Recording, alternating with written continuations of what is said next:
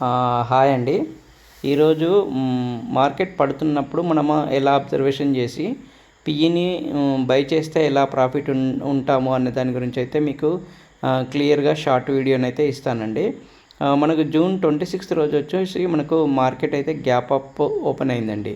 Gap up open అయితే అయిన వెంటనే 24,034 దగ్గర ఏందైతే రిజెక్షన్ తీసుకొని మనకు అక్కడ నుంచి మార్కెట్ మనకు రెడ్ క్యాండిల్ని ఫార్మేషన్ చేసి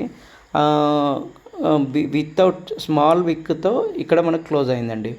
సెకండ్ క్యాండిల్ కూడా మనకి ఏంటంటే ఫస్ట్ క్యాండిల్ కిందనే సెకండ్ క్యాండిల్ కూడా ఓపెన్ అయ్యి పెద్ద లాంగ్ విక్తో రెడ్ క్యాండిల్ అయితే క్లోజ్ అయింది. అండ్ థర్డ్ క్యాండిల్ కూడా ఏంటంటే మనకు థర్డ్ క్యాండిల్ కూడా సెకండ్ క్యాండిల్ కొంచెం పైన ఓపెన్ అయ్యి లాంగ్ విక్తో గ్రీన్ కలర్లో క్లోజ్ అయిందండి. పెద్ద విక్తో గ్రీన్ కలర్లో క్లోజ్ అయింది. కానీ బట్ మనం వాల్యూమ్ని అబ్జర్వేషన్ చేసినట్లయితే ఈ మూడు క్యాండిల్లో ఫస్ట్ రెండు క్యాండిల్స్ బిగ్ వాల్యూమ్స్ వచ్చాయి. సెకండ్ క్యాండిల్లో కూడా అది గ్రీన్ వాల్యూమ్స్తో క్లోజ్ అయింది. బట్ మనకు బిగ్ విక్ వల్ల విక్ అనేది చాలా పెద్దగా ఉండడం వల్ల దాన్ని మనం చాలామంది ఏం చేశారంటే ఇది గ్రీన్ క్యాండిల్ అనుకొని చెప్పేసి గ్రీన్ వాల్యూమ్ అనుకొని అట్లా మనం కొంచెం కన్ఫ్యూజ్ అయ్యే ఛాన్సెస్ ఉంటుంది. కానీ మనకు విక్ పెద్దగా ఉండి బాడీ చిన్నగా ఉంది కాబట్టి దీన్ని కూడా ఏంటంటే మనం రెడ్ క్యాండిల్గా కన్సిడర్ చేయాల్సి వస్తుంది. సో ఇక్కడ ఏంటంటే మనకు క్లియర్గా అర్థమవుతుంది ఏంటంటే మార్కెట్ విత్ వాల్యూమ్తో బిగ్ క్యాండిల్స్తో పడిపోయింది అని మనము క్లియర్ కన్ఫర్మేషన్ తీసుకోవాలి.